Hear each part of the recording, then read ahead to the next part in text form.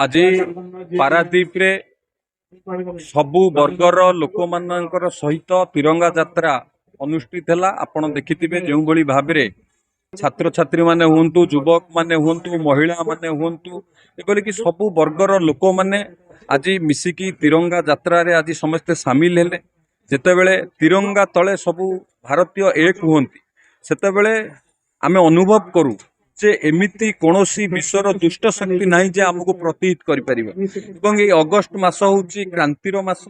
ये अगस्त मास 9 तारिख 1942 मसीह रे पूज्य बापूजी महात्मा गांधीजी नेतृत्व में भारत छाड़ आंदोलन डाकरा दि जाइथिला। 1947 मसीहा अगस्त 15 रे आमे स्वाधीन पाई आज स्वाधीनता दिवस अगस्त 15 रे पालन करूँ। यही अवसर रे आमे आज आगु को स्वाधीनता दिवस आमे पालन करवा। यही अवसर रे आज तिरंगा यात्रा अनुष्ठित होछि।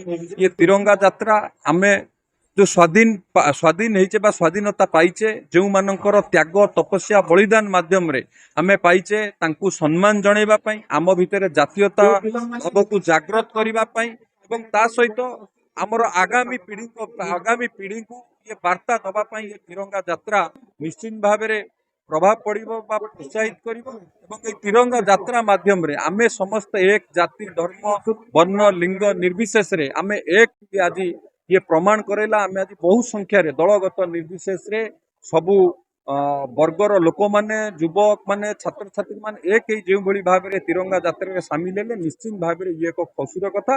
एवं पारादीप रे मध्ये एही भली तिरंगा शोभा यात्रा माने ऐतिहासिक कहले भी अत्युक्ति हेबो।